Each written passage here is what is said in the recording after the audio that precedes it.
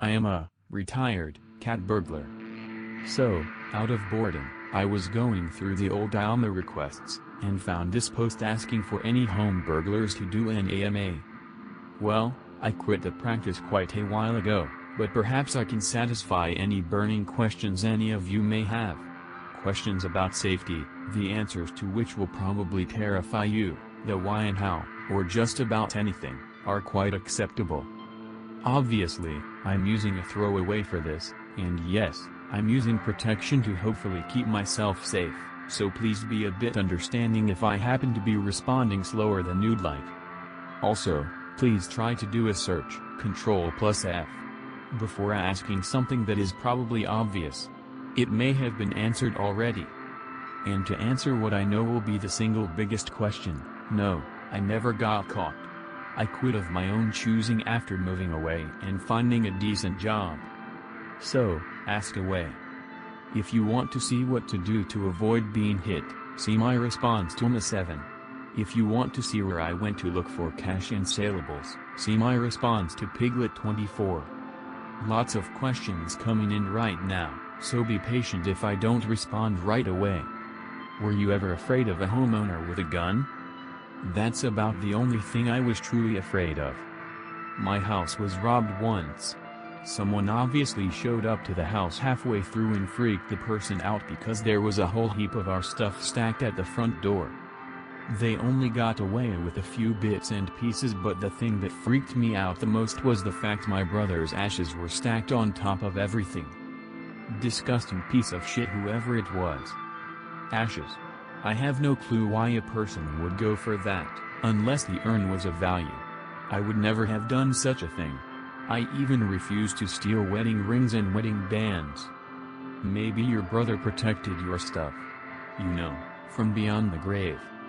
Did your conscience ever bother you after breaking into people's homes and stealing their stuff? No. I almost always hit the homes of wealthier families, so I tended to consider myself a sort of Robin Hood. As well, I was in pretty bad shape back then, and considered it just my way of surviving. Had I been caught, it wouldn't have mattered to me. In prison, you get 3 hots and a cot. That was more than I would have gotten had I not been stealing. How accurate is Home Alone? I actually tripped on toys once. The room's curtains were drawn and the light switch was not very close to the door.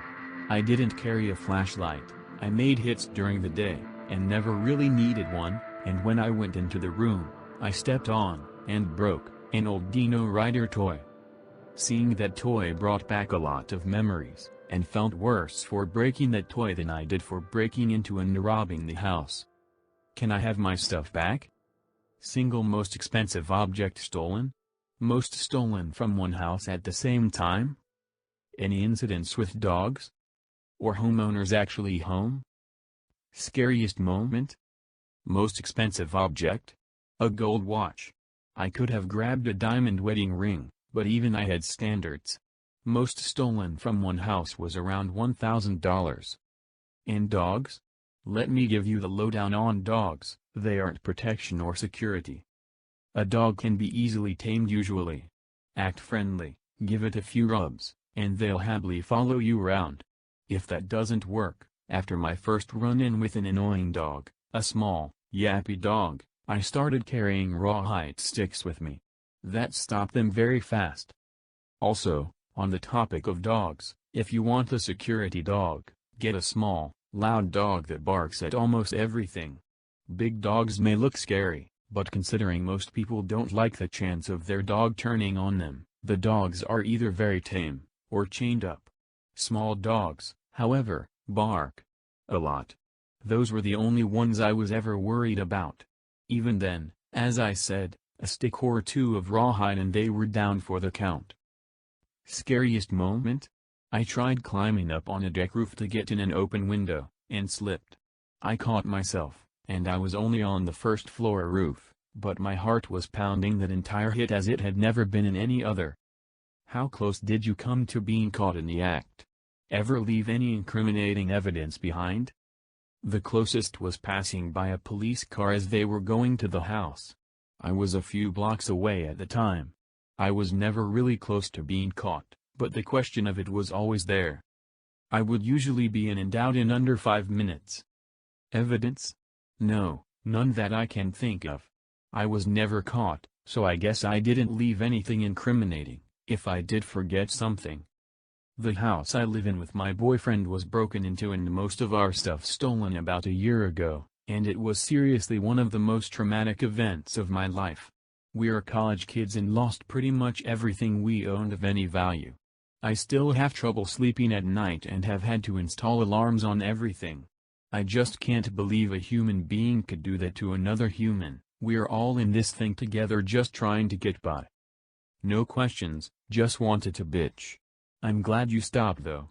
Cheers to your new job, and hope that goes well and you never feel inclined to return to the lifestyle. I'm going to give you the best advice for home security you will ever get: window laminate. Alarms, dogs, all of that are either useless or reactionary. The only thing that ever really shut me down were laminated windows. A crook's biggest weapon is speed, and their biggest enemy is time. If somebody were to try to break into your home and ended up hitting a window that was laminated, they would, in almost every case, run off.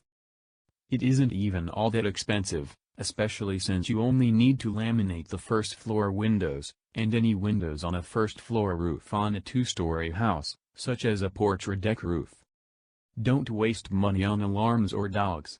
Spend it on good window laminate put in by professionals, and you will be much safer.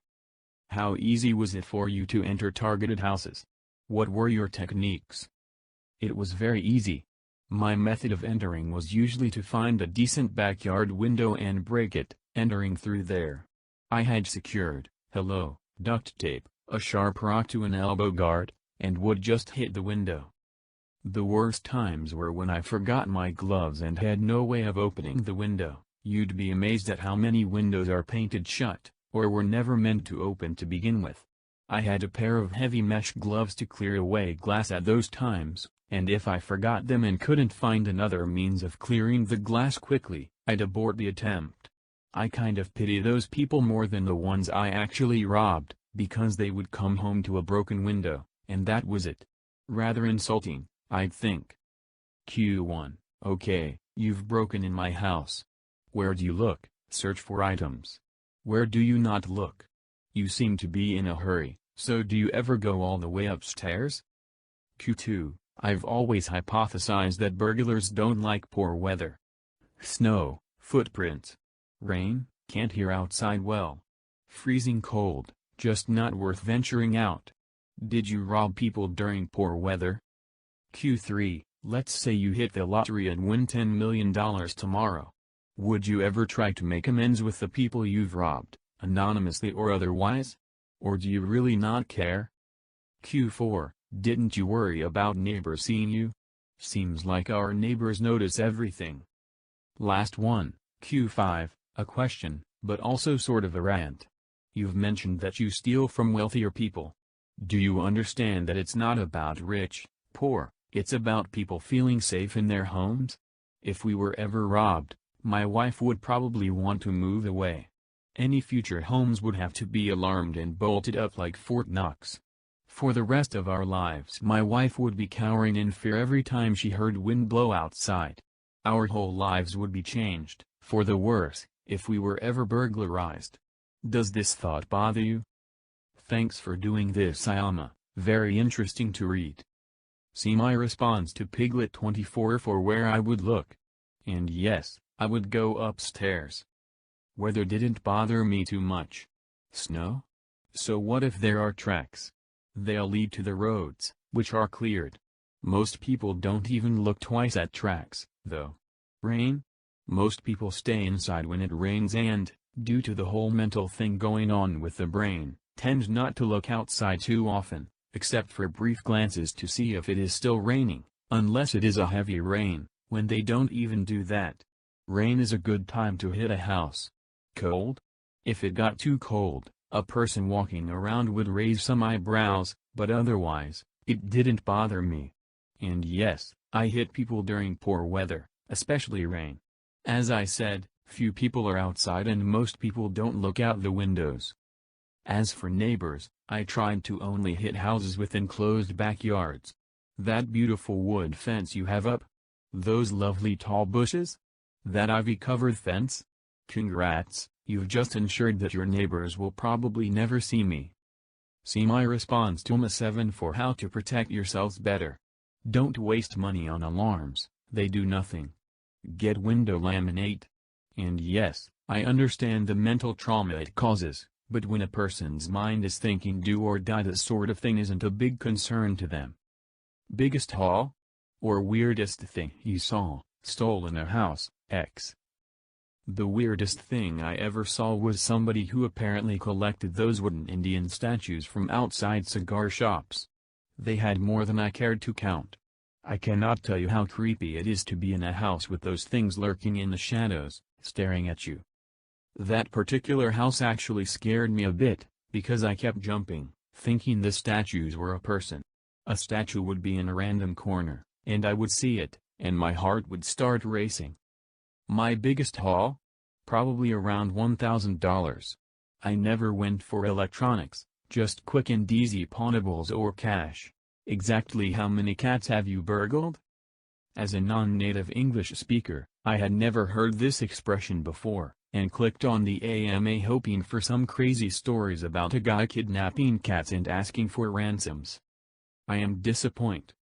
I've never burgled any cats, but if you count the dogs I've bribed, it's probably in the 30-40 range.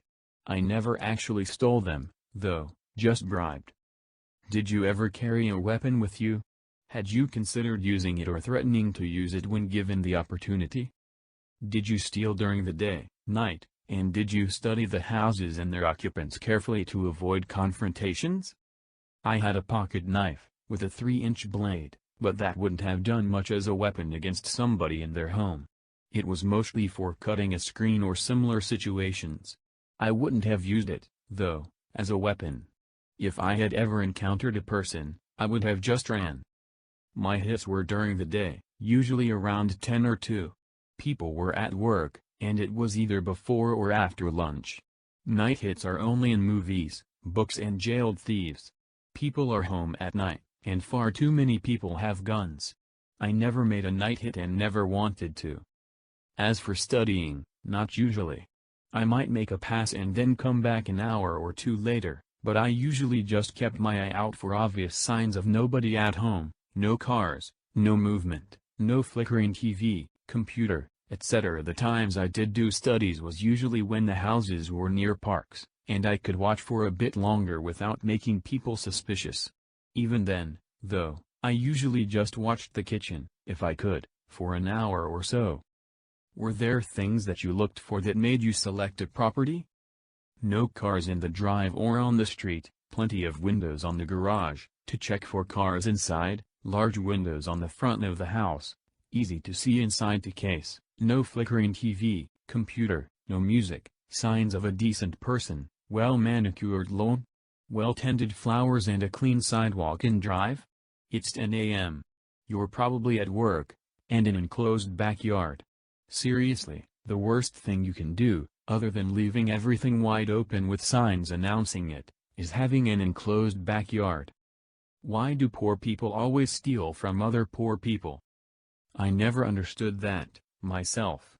They don't have anything really worth it, and are significantly more likely to have somebody at home. My best guess is that the crooks are afraid of alarms or such, but really, I never could figure that out. Level 2. What not to say. 3 points. Mid. 9 years ago. Because when poor people actually do get something, for instance if they won $1,000 on a scratch-off lottery ticket, they can never help but brag about it. Poor people don't just go around robbing poor people, they only do it when they know there's going to be something to steal. Poorer people or people with less means have a greater tendency to not use a bank. All the cash they have is usually on person or in their house somewhere. My father-in-law used to, until we were able to convince him otherwise, keep $5,000 in a sock in his dresser, because he didn't trust the banks. So that would be my guess as to why poorer people are targeted by robbers. They keep their cash on hand.